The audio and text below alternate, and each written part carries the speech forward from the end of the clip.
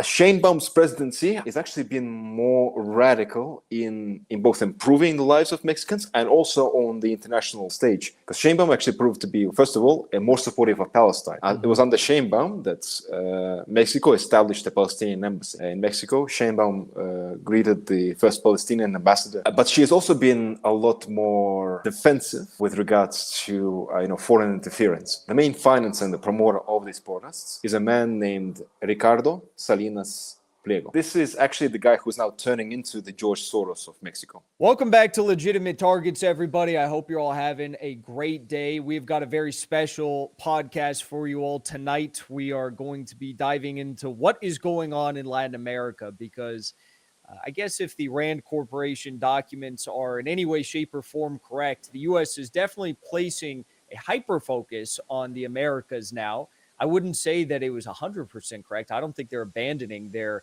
imperial ambitions in China and Russia, Africa, elsewhere in the world, but definitely a lot to say about what is happening all across Latin America.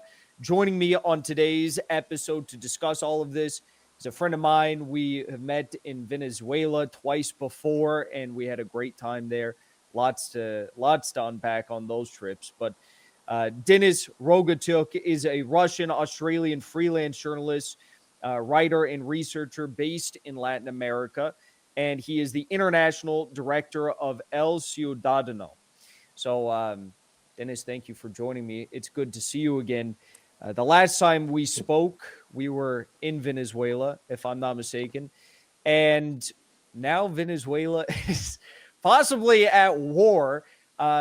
If you could, though, give me your initial thoughts on the events of the past few days, because it seems like the tone has, I guess, surprisingly been turned down a notch as the USS Gerald R. Ford has landed in the Caribbean. Trump is at the same time saying, well, maybe we should talk to Maduro. What do you make of this, and where do you think it's going, given that the U.S. simply just doesn't have the troop levels needed to do a real invasion in the country? Well, first of all, Jackson, it's a great pleasure to finally be on Legitimate Targets. I've been looking forward to this for a while. To be honest, when we look at what the Trump administration has been doing with Venezuela, and when we actually look at the way he has dealt with other conflicts around the world and with other leaders around the world, I've seen this, I've analyzed this for a while, that Trump's way of dealing with this is actually not that dissimilar to the way in which sometimes he greets people. You've seen the handshake that he does. It's like he places the hand on the man's shoulder, and then he basically he shakes the hand and he pulls.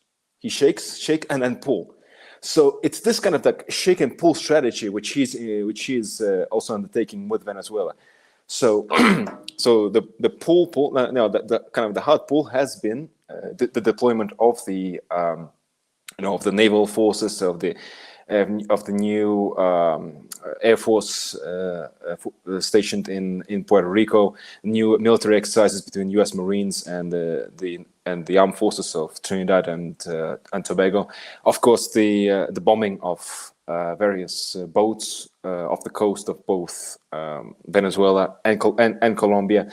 So this has been his pull strategy. Now he's kind of back to trying to shake the hand with this, with these remarks that he's been saying that, well, I'm not really sure if we're going to strike Venezuela. And it seems Nicolas Maduro is open to conversation. So am I. And we also hear this in the mainstream media publications published. I think just yesterday, New York Times allegedly said that Maduro offered to step down after about 2 or 3 years, but Trump rejected that. Of course, I don't believe a word of that. I don't ever believe that Maduro would actually agree to stand down. I might believe it if Maduro said that he wouldn't run again as president. But just that line, I think it confirms that there is direct conversations that are taking place between Trump and Maduro, and even the fact that this is happening, this is already. This has already kind of changed the dynamics of what's going on between U.S. and Venezuela. But also, we can't discount here the presence and the the influence that Russia and China have had. both diplomatically and also in actual material and military terms. We all heard, of course, about the arrival of Il-76 planes directly from Russia to Venezuela, and these are massive planes. Imagine these are not your passenger commercial flights. These are huge machines that have been arriving to Venezuela. There hasn't been confirmation as to exactly what the cargo was, or if it has been personnel, but this was a signal to Maduro that no, Russia, despite what the liberal pundits and media have been saying, Russia has not abandoned Venezuela by any long shot. So the military presence is still quite there, and recently Venezuela and China have inaugurated two new commercial routes. One is a route directly from La Guaira, which is just off the coast a little while from Caracas, and the port of Tianjin. A new maritime commercial route, and also a new flight route from Caracas to Guangzhou, if I'm not mistaken, through Russia. And this was happening all while there were bombings of the fishermen boats, of the boats which were alleged to be drug traffickers. This is while as you were saying, Joe, Ford aircraft carrier was on its way and arriving to the Caribbean. So really, what has happened is that Venezuela has been pushed even further towards the multipolar sphere of the world, and I think Trump kind of began to see that. So I think in some ways, Trump has always really underestimated and didn't quite understand the mentality and really the skill set of Nicolas Maduro in being able to forge and maintain these kind of strategic alliances. I think Trump basically lets Rubio dictate his entire policy, and finally I think now Trump is actually starting now to realize that, well, Rubio might actually just be a nutcase who's been going after Caracas and Havana his whole entire life. So maybe it's time to sit back and let me think for myself for once. That's what Trump might be thinking. One can only pray and hope that he makes such a wise realization that Marco Rubio, yes, is indeed a nutcase, and genocidal and demonic, really. And he himself is actually associated with a lot of drug networks and drug cartels. So his brother-in-law. Too. Now, moving further north, right underneath the U.S. border, there was big events in Mexico this week, and a lot of people are questioning U.S. involvement in these events, major Gen Z protests, as they're calling them. They have the little Gen Z pirate, skeleton, crossbones, insignia on their flags. But behind the protests are the very, very closely Washington, D.C. aligned right-wing parties in Mexico who are showing, these 60-year-old guys showing out to the Gen Z protests, former president. And also, I think it's worth noting, and maybe you could explain this to begin with, as to why this administration, the Sheinbaum administration, is being targeted in Mexico. Mm-hmm. Really, the astounding success of the Morena party, a party that is little over a decade old.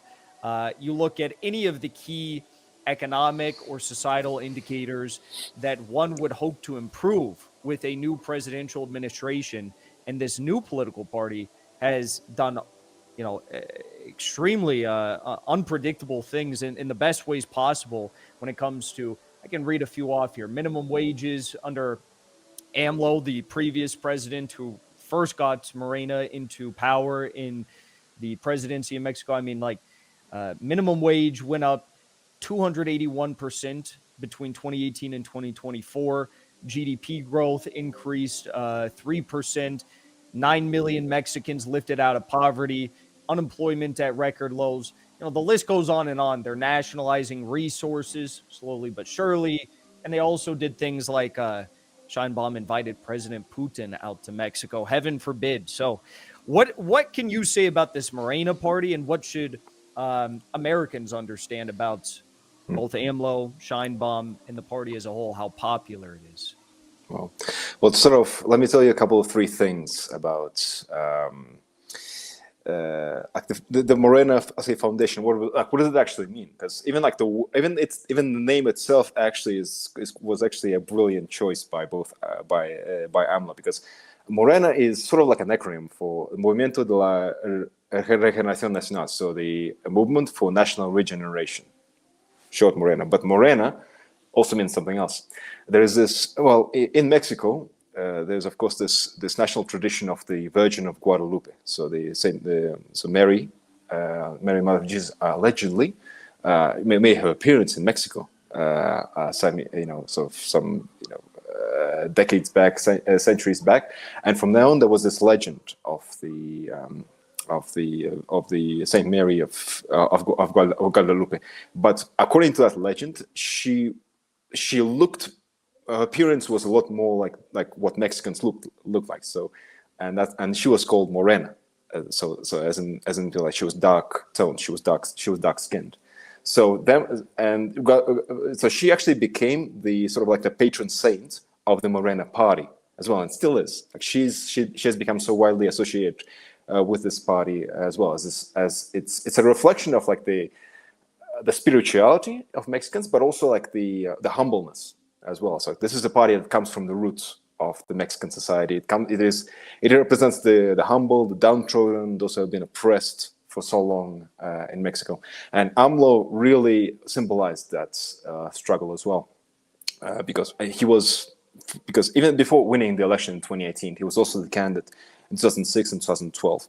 In 2006, he came within just a whisker of winning it, and according to many reports, he actually did win the 2006 election, and it was stolen from him.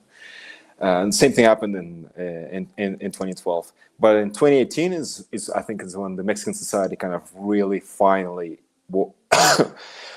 awoke and saw in AMLO really this opportunity to finally leave behind the old sort of like this new two-party system that have been created between PRI, which is the party that governed Mexico for 80 years almost, between 1920 and 2000, and PAN, which was Partido de Acción Nacional, which is the more neoliberal and pro-US aligned vision party. So AMLO's presidency, and yeah, you mentioned all the facts, all the greats, all the great things. Sheinbaum's presidency, I would say, has actually, in my opinion, is actually been more radical in both improving the lives of Mexicans and also on the international stage. Because Sheinbaum actually proved to be, first of all, more supportive of Palestine. It was under Sheinbaum that Mexico established a Palestinian embassy in Mexico. Sheinbaum greeted the first Palestinian ambassador to Mexico, and she's also been a lot more vocal on this subject as well.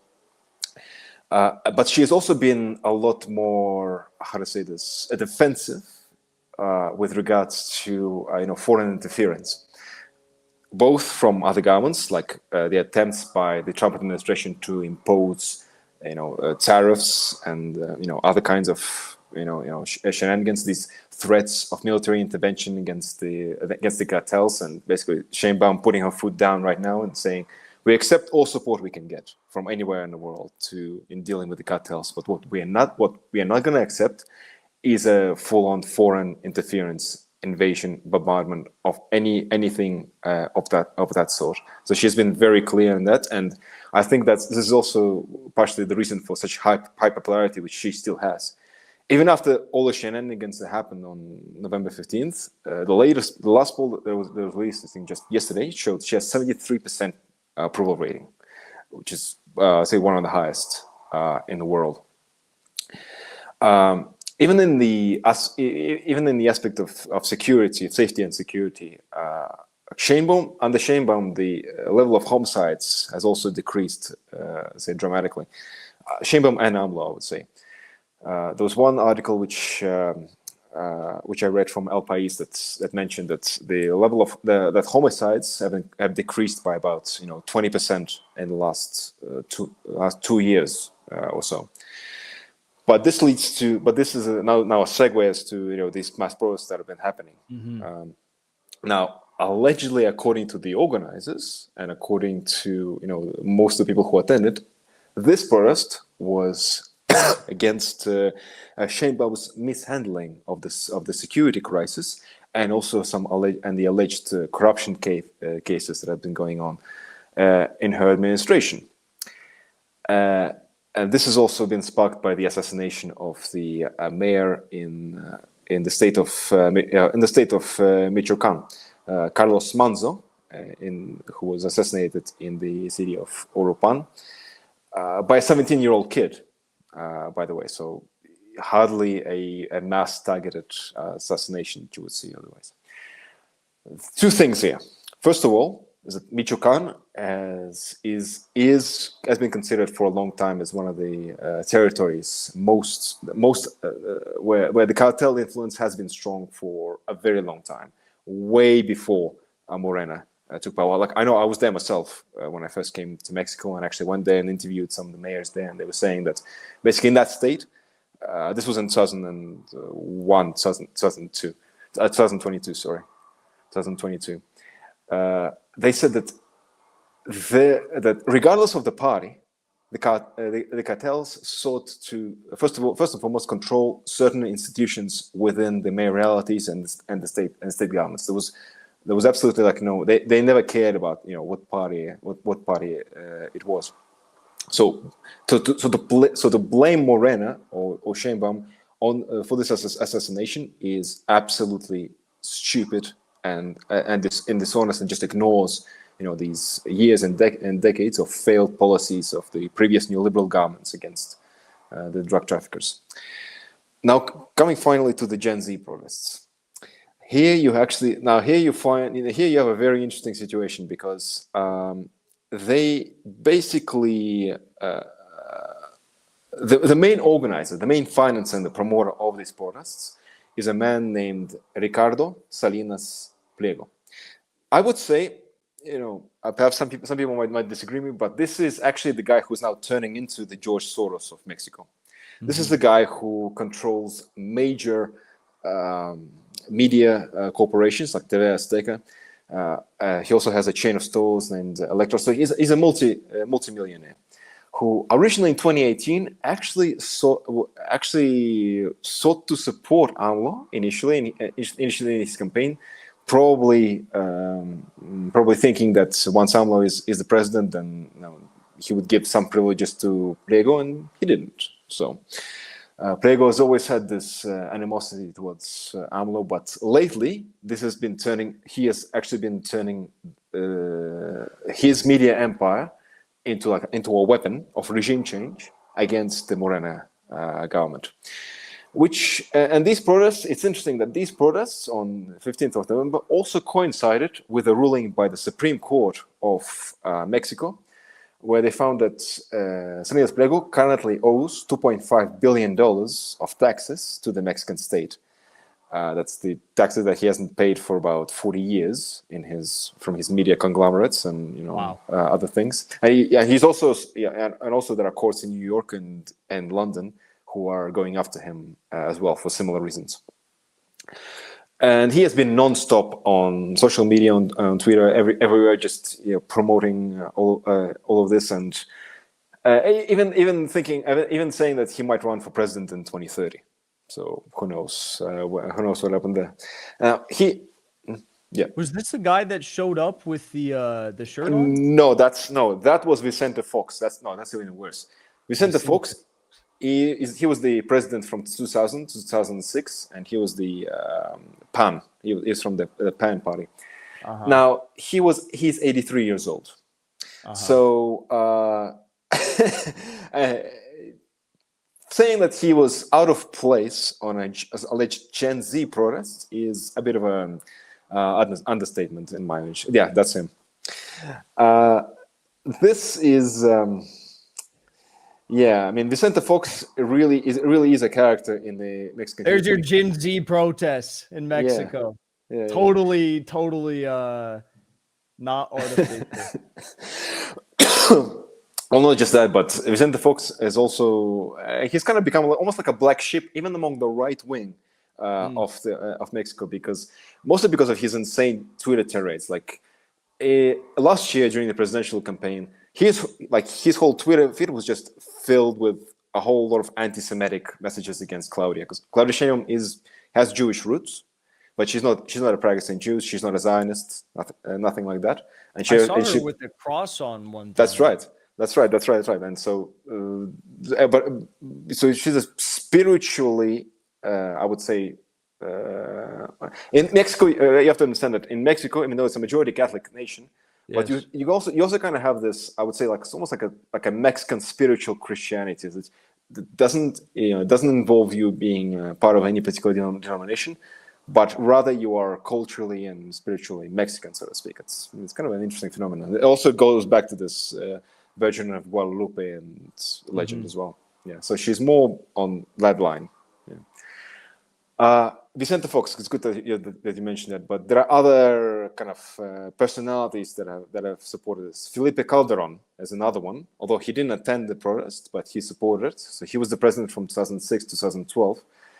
These days, he's regarded as basically the main instigator of these massacres in the northern part of Mexico during the so-called war on drugs. So, and we are talking about anywhere between 40 and 100,000 people being killed in that conflict between 2006 and 2012, as a result of the actions of the Mexican government, allegedly fighting against drug cartels, but really targeting bombing so many towns, poor towns, and near the U.S. border.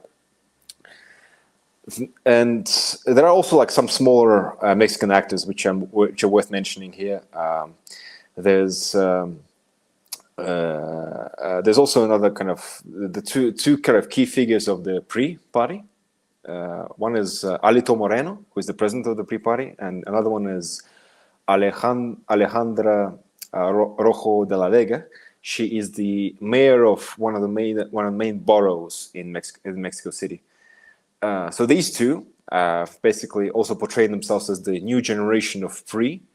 But Alejandra Morena, especially like she seems to think of herself as the Maria Corina Machado of Mexico, and actively trying to promote this image of hers fighting against the dictatorship. I saw her. She did like a Fox Spanish interview. That was Lily Teles. That's another one.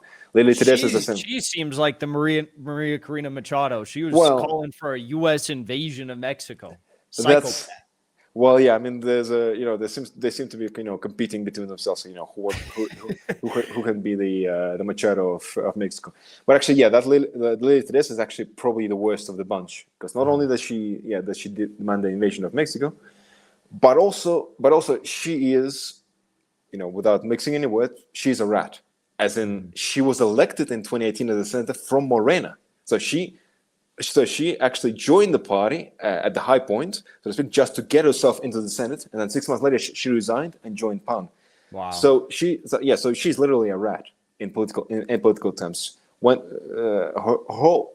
she owes her whole political career to the man that she now wants United States to eliminate, basically.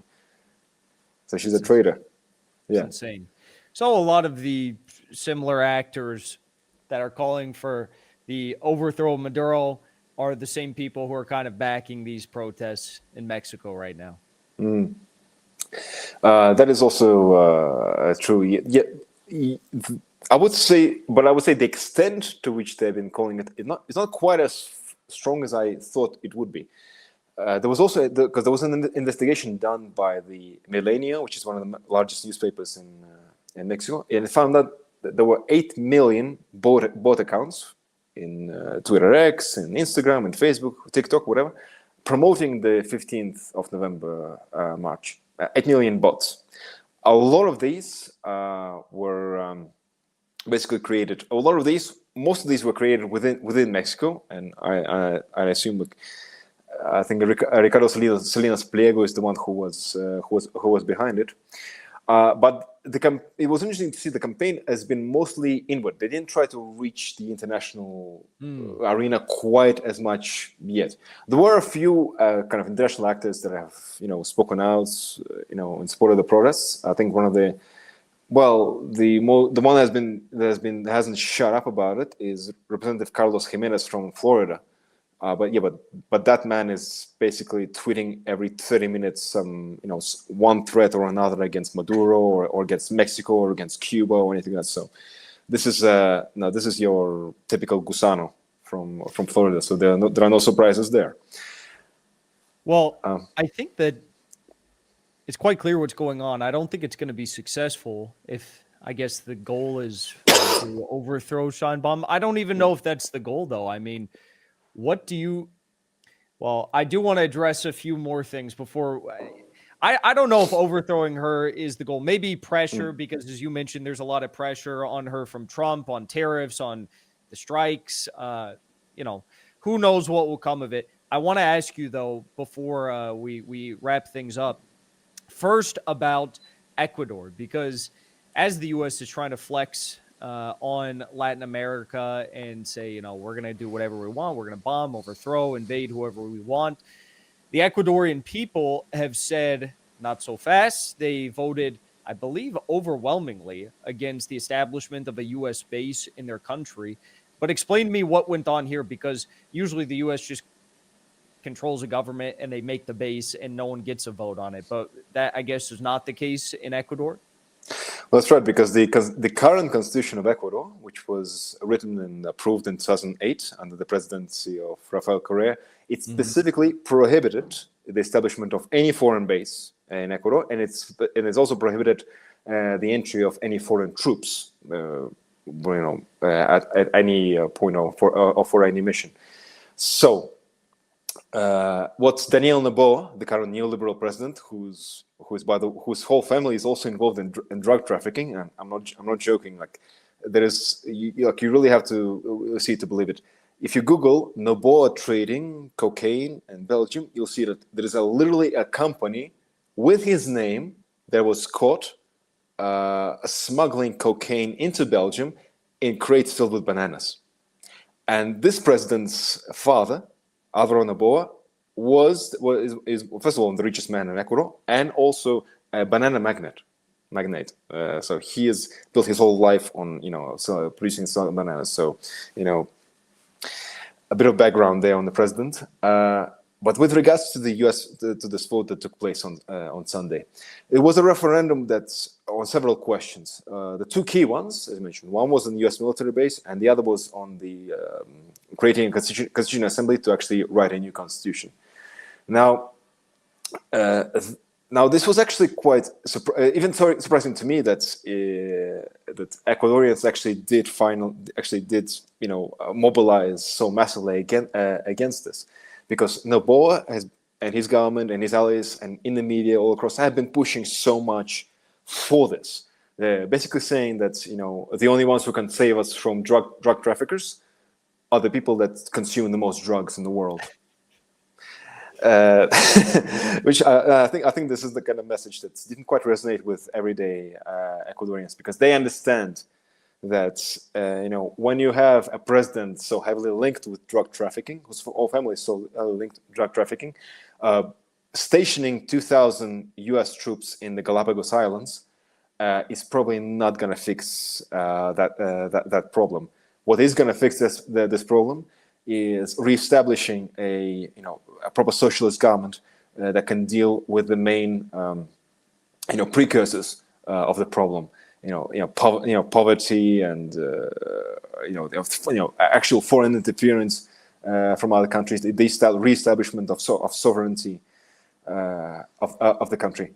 So really, this was a rejection against Noboa and his policies, not just this whole idea of the U.S. military bases, because Noboa has been an absolute disaster for Ecuador. Ecuador now has the highest murder rate in the Americas. I think it's even approaching Haiti's. It might actually be worse than Haiti's this year. And this is a country that was the second safest country in the Americas under President Rafael Correa.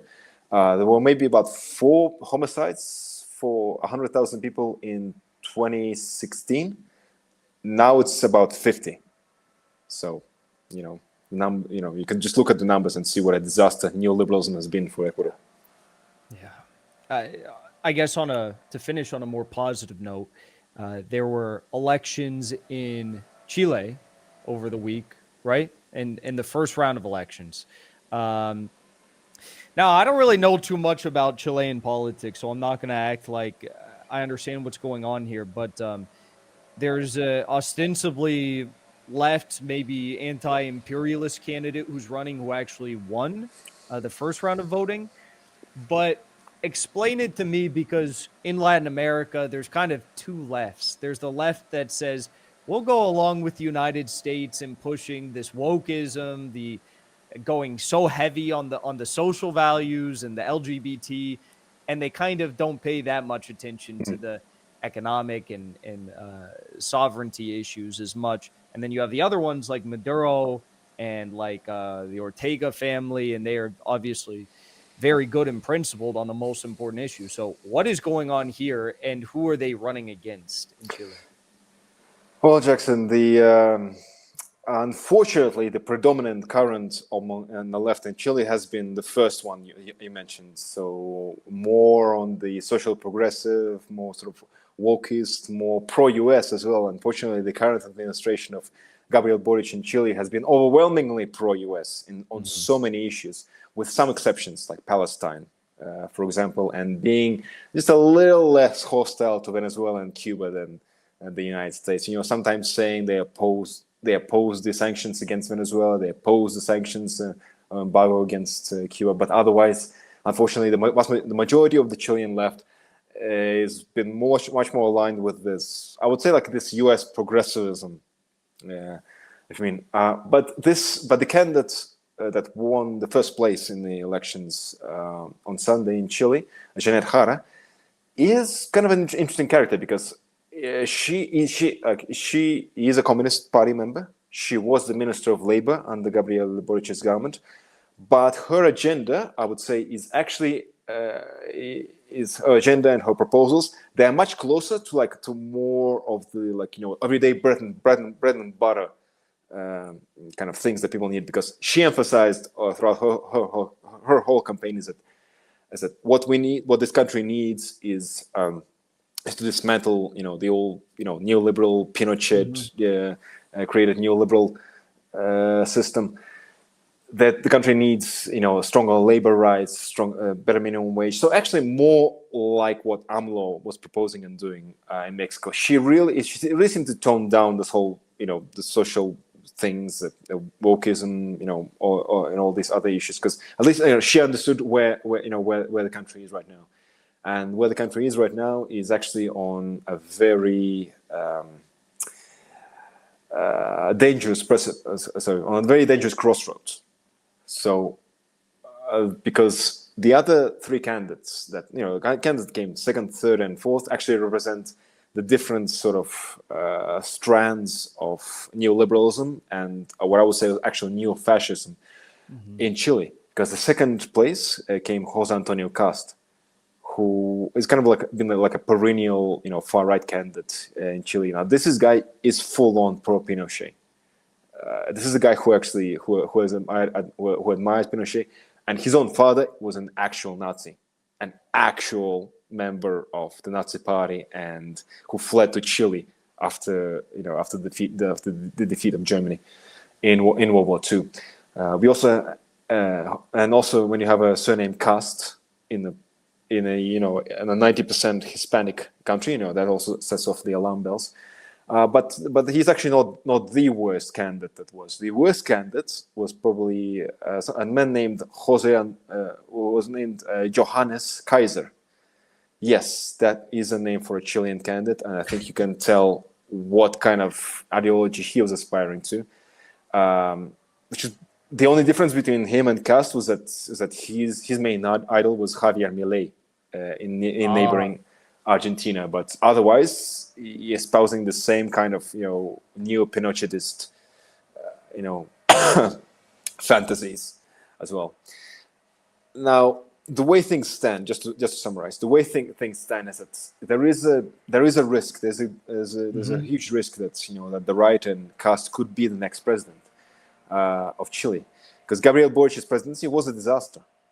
Because so many failed promises of changing the constitution, of bringing in actual labor rights, of trying to actually make Chile a sovereign state again, instead of still being like this neo-colony of the United States. So Boric failed on so many fronts, and Jara, even though she has distanced herself from this, still is going to have a very tough time convincing the majority of Chileans to keep following this path. So on one hand side, it's great that she won the first round, but on the other hand side, for the second round, there is a great worry that that Chile could have a neo-Pinochetist president again.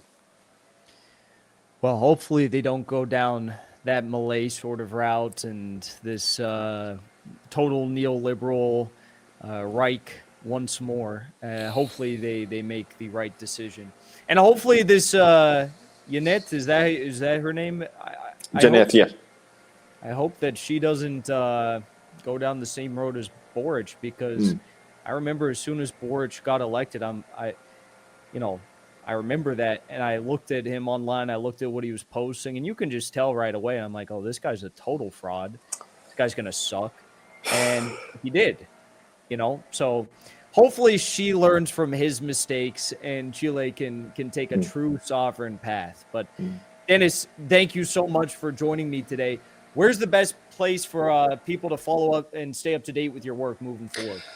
You can find me on X, showing like at Denis Rogatyuk. You can also find me on Instagram. Same thing. My first name, my surname, Denis Rogatyuk. Denis Rogatyuk. Same on Facebook. But most commonly, you can find me on El Ciudadano. That's www.elciudadano.com.